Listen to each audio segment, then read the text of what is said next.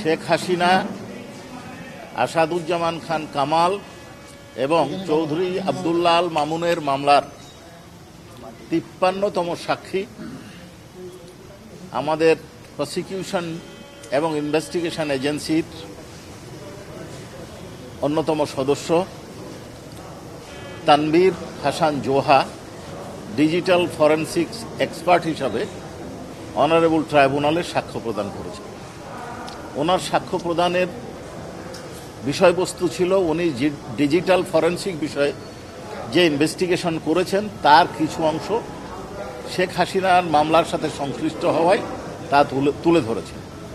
উনি তদন্তকালে শেখ হাসিনার 69টি audio call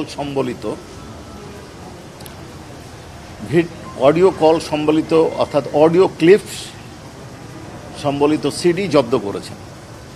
3টি মোবাইলের সিডিআর জব্দ করেছেন, যার মধ্যে আজকে উনি অনারেবল ট্রাইব্যুনালে শেখ হাসিনা এবং তার নিকটাত্মীয় ঢাকা দক্ষিণ সিটি কর্পোরেশনের মেয়র, তৎকালীন মেয়র ফজলে নূর তাপসের একটি কথোপকথন,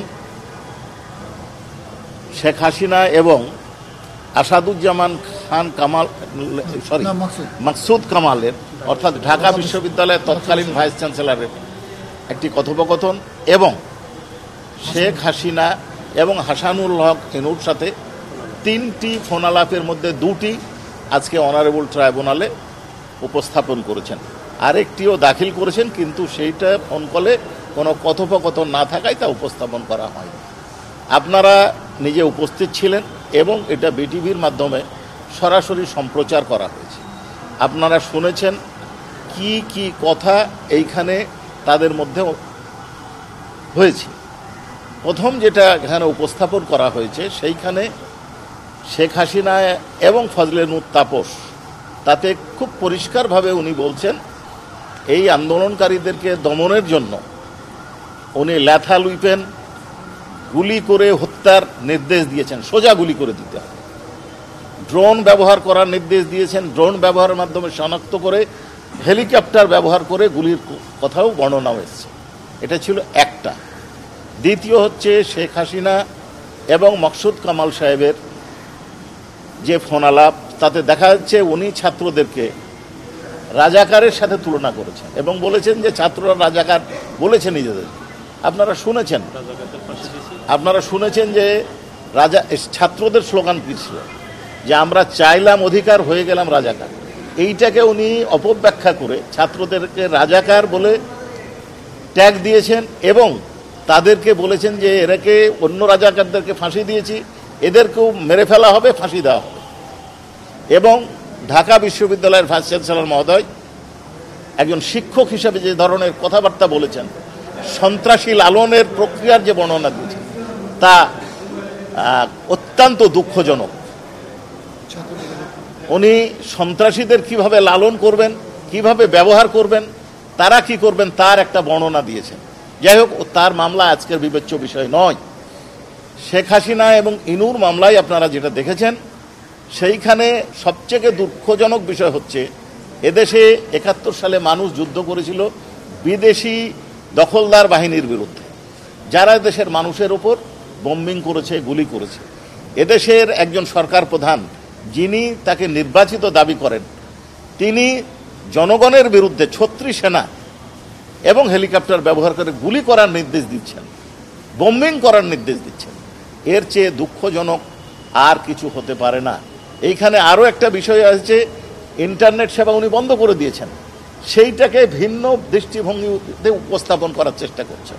আর একটি কাজ করেছেন কি, উনি বলছেন যে আমি বললাম একটা জিনিস পোড়াতে, যা পোড়াতে, ওরা পুড়িয়ে দিল সেতু ভবন। তার মানে আগুন দেওয়ার নির্দেশ উনি দিয়েছেন, কিন্তু ওনার কাঙ্ক্ষিত বিষয়টা না পুড়িয়ে অন্য জিনিস স্থাপনা পোড়ানো হয়েছে। এরপরে সবথেকে যেটা গুরুত্বপূর্ণ উনি যেটা বলেছেন সেটা হচ্ছে যে আন্দোলনের ক্ষেত্রে 2টো ভাগ করেছেন। এক হচ্ছে নাশকতাকারী, উনি ওনাদের ভাষায় যাদেরকে উনি মেরে ফেলার সিদ্ধান্ত নিয়েছেন জঙ্গি নাটকের নামে, এবং বলে দেওয়া হবে যে জঙ্গিদেরকে মেরে ফেলাতে হয়েছে, ছাত্রদেরকে ঘরে ফিরে যেতে বলা হয়েছে। এছাড়াও যদিও ডিফেন্স এটাতে আপত্তি করেছেন, এছাড়াও তিনি যেটা বলেছেন যে কারফিউর পরে ধরে নিয়ে যাওয়া হবে আন্দোলনকারীদেরকে, তারপরে আইনানুগ ব্যবস্থা হবে, কিন্তু আসলে জেলখানায় পাঠানো হবে না। স্ক্রলে বলা হবে যে তাদেরকে জেলখানায় পাঠাচ্ছে, বাস্তবে ছেড়ে দেবে। আর কি আর কি এই শব্দটা, তার মানে তাদেরকে মেরে ফেলা। এর বেশি যা হয়েছে আপনাদের সামনে হয়েছে, জাতি শুনেছে। এইটা তো তদন্তের বিষয়। আর আসামি করিনি কেন, এই বিষয়টা বোধহয় আসামি করা বা না করার বিষয় নয়। এইখানে আমাদের মামলার বিচার হচ্ছে শেখ হাসিনা, আসাদুজ্জামান খান কামাল এবং চৌধুরী আব্দুল্লাহ আল মাহমুদের। মকসুদ কামালের বিরুদ্ধে আমার যতটুকু জানা তদন্ত চলছে, কিন্তু তদন্তের অগ্রগতি সম্পর্কে আমার কোনো স্পষ্ট ধারণা নেই। তদন্ত চলছে, এখন আসামি করা হয়েছে বা হয়নি তদন্তের আগে তো এটা বলতে পারবো। ফরমাল চার্জ দাখিল করব, আমরা যখন ফরমাল চার্জ দাখিল করব তখনই বলতে পারবো কে আসামি হয়েছে বা হয়নি। ফরমাল চার্জের দুটো শব্দই আছে, সাউন্ড বম্বিংও আছে, বম্বিংও আছে। দেখুন, কথার ভিন্ন ভিন্ন ব্যাখ্যা হতে পারে।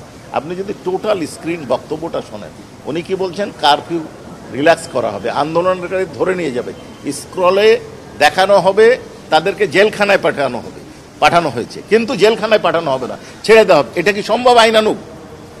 এটা সম্ভব বলেন? আপনি এইটুকুর উত্তর দেন যে জেলখানায় পাঠানো হবে, কিন্তু বাস্তবে পাঠানো হবে না, ছেড়ে দেওয়া হবে। আর কি তারপরে হচ্ছে আর কি, অর্থাৎ পরবর্তী যে গোপন পরিকল্পনা সেইটা তিনি বাস্তবায়ন করবেন। এবং তারপরের অংশে বলা হচ্ছে জঙ্গি নাটকের হবে আন্তর্জাতিকভাবে জঙ্গি দমনের প্রক্রিয়া অনুসরণ করা। এখন কে রেকর্ড করেছেন বা কে রেকর্ড করেননি, এইটা এখনো তদন্তাধীন বিষয় আছে।